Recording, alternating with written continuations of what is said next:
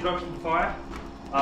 So with this coke forge, we've got like pipe of air running in the back, which is controlled by, you know, our little rheostat. So, right, so that's good heat. Bring it to the edge of the anvil. Lift this hand up so that we've got an angle to it. Hammer is also tilted, but we're still coming straight down. We're not sort of stroking it. Okay. And that looks like a few hits on one side. Turn it. And then just keep turning 90 degrees. It won't be symmetrical and it'll look kind of ugly. But the beauty of blacksmithing is that doesn't matter. So I get myself down to a point or something like that. And then what I can do is I can lift this up and hit with a gap underneath it, which will then just push that point back to the centre. And I can do the same on each side. And then by lowering and changing the angle of this hand, screw that point up.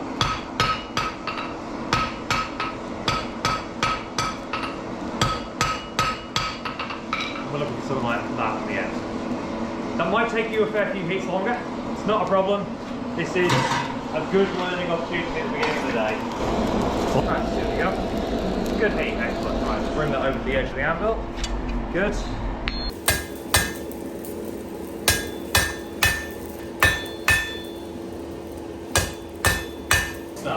Whereas blacksmithing is like, if the material's in the right place, you can always squish things to one side or, you know. This is where you only need little gentle hits because it's quite thin at the end now, so we just want to try and true that up. Again, good. So now we go on slightly harder mode. So we're going to flip that around and basically do the same thing. But instead of putting it on the flat and doing it here, we're going to turn it 45 degrees and you're going to work those corners down. So that'll be warm now. There you go.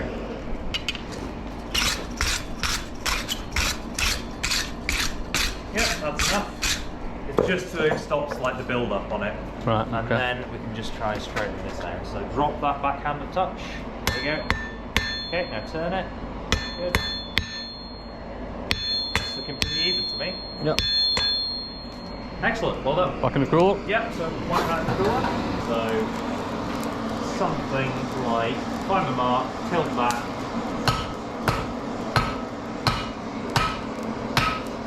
And then what we're going to do is we're going to bring it back to horizontal. I'm going to start working our way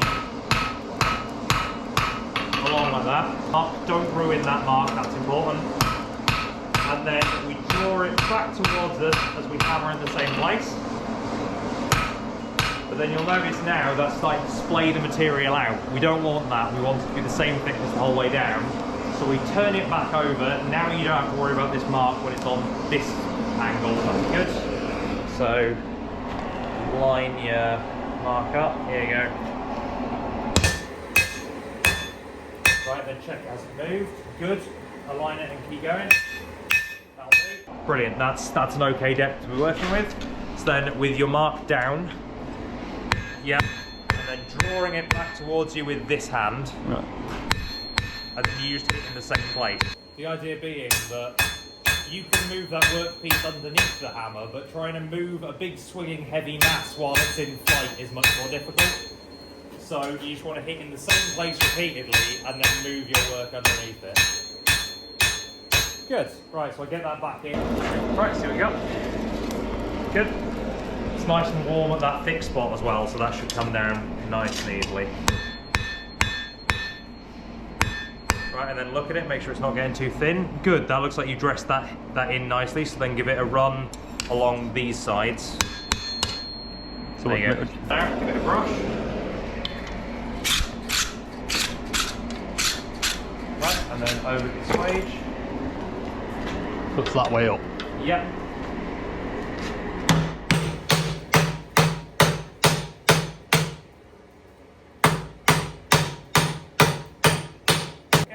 Mostly sounds like you've... Good, that's looking where we want it. So with this, we're putting the scroll on the end. So, rounded side facing down, and we sneak it out over the edge of the anvil while just gently brushing it down.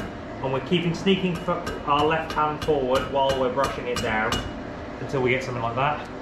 And then we knock it forwards, and as we do, we're bringing our hands from 3 o'clock and 9 o'clock up to sort of 12 o'clock essentially.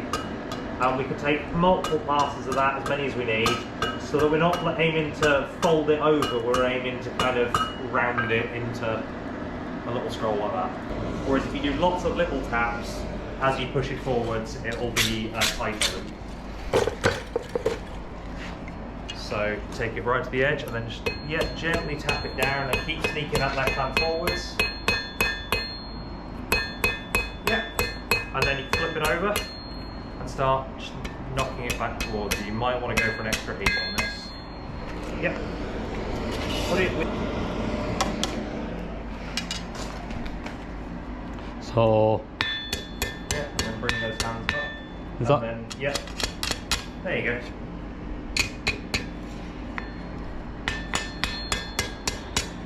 Good. So, you've done a bunch of work on that scroll. It'd be really, really rubbish if now, while we're working this, you squished it. So we're going to heat this whole section up, and then you're going to quench the scroll in the water, literally just the end there. So that means it's frozen, it's not going to move, like, away you go. So we want to concentrate the heat here. So in the fire, freeze the scroll. We'll come over, and this is why that notch is important. We'll put that notch in between the big one and the sort of like the little post, and then you're going to pull this way. Oh, right, okay. Until essentially this is out at about 10 o'clock, that kind of size. And keep working it around. At which point we'll go back in the fire, do the same thing we did before, cool the scroll, and then we'll knock it round. There you go, right. So quench that scroll. Excellent. Over to the other way. Flip it the other way up. There you go. Good. And then bend. Keep coming, keep coming, keep coming, keep coming.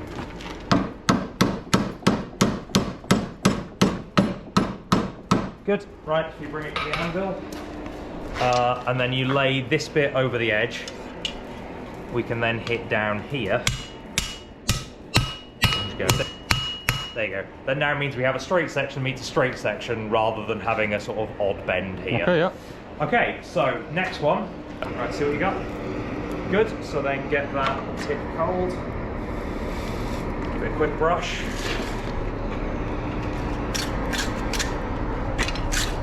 Yep. Then into here. Lock that in so push that way. Good. And now start knocking this tip round.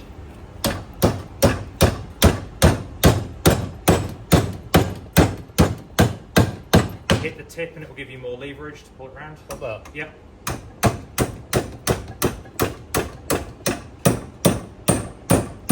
Okay, now at this point I get the whole thing hot again. Gets more and more difficult as you bend the end round. Okay. Yep, good. Good. So that goes.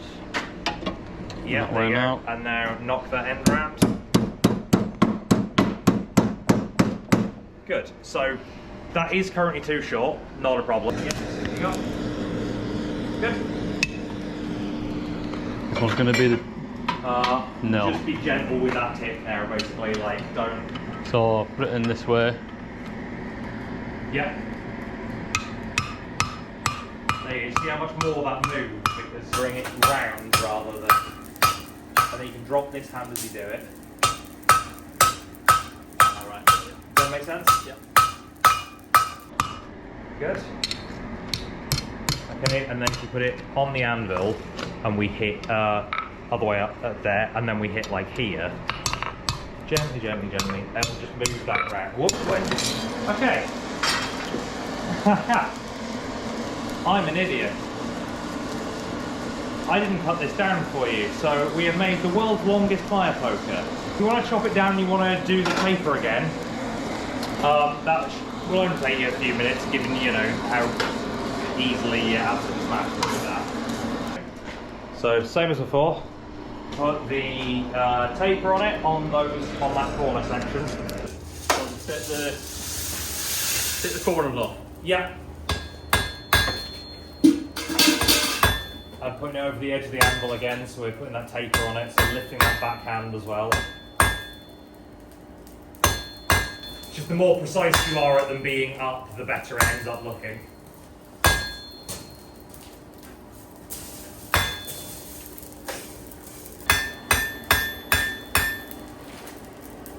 And when you're happy with it, I'm happy with it. Okay. And we're on to the fun, well, at least my favourite bit of the whole shebang, which is putting the twist in it. Which, as I always say to people that come in here, please don't tell anyone how easy putting twists in things is. The moment people come in there, wow, it's got a twist in it. That must really take an expert, and you go, oh yes, you've got to be very good to put twists in things. And then people come in here and they go, really, is that all there is to it? And you go, yeah. Please don't tell anyone or I go out of business. So whereabouts do you want it to start and end? Between there. Okay, so there. Right, if you give that not with the chisel, with one of the hammers. There you go. Give that little tap. And again.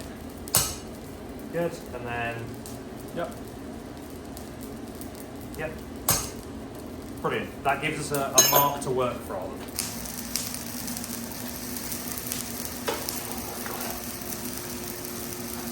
So 31st mark.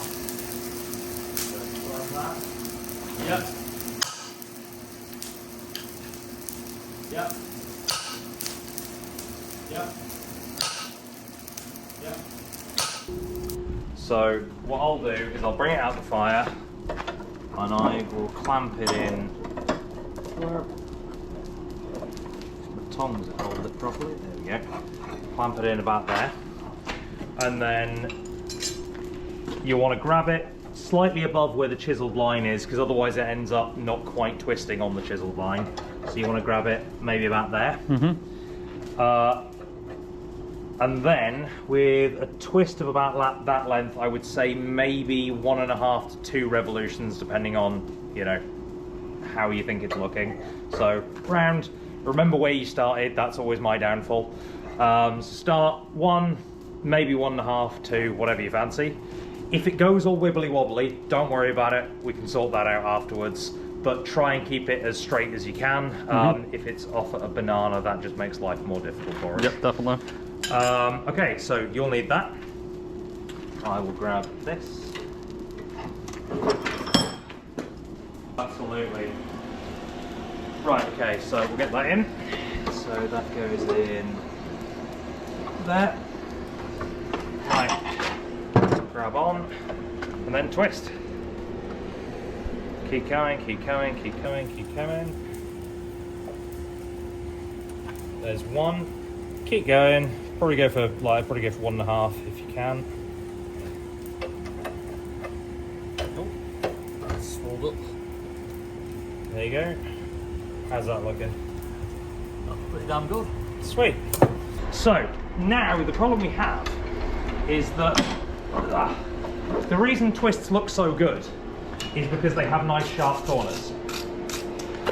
I will hold the piece so that we're not worrying about that, and then just, it doesn't need to be massively hard, little gentle taps. Hit here and I'll pull it towards us. Yep, and then same again the other side. That's looking fairly good as far as I'm concerned. Okay, so in the water it goes. That's a finished poker. So the last step that what we'll do is we'll wire brush it up, and then we'll beeswax it, which the beeswax adds a kind of nice protective layer to the outside, which it's not going to last long if you leave it in your garden kind of thing, but it stops it from going rusty from like ambient humidity in, you know, your house or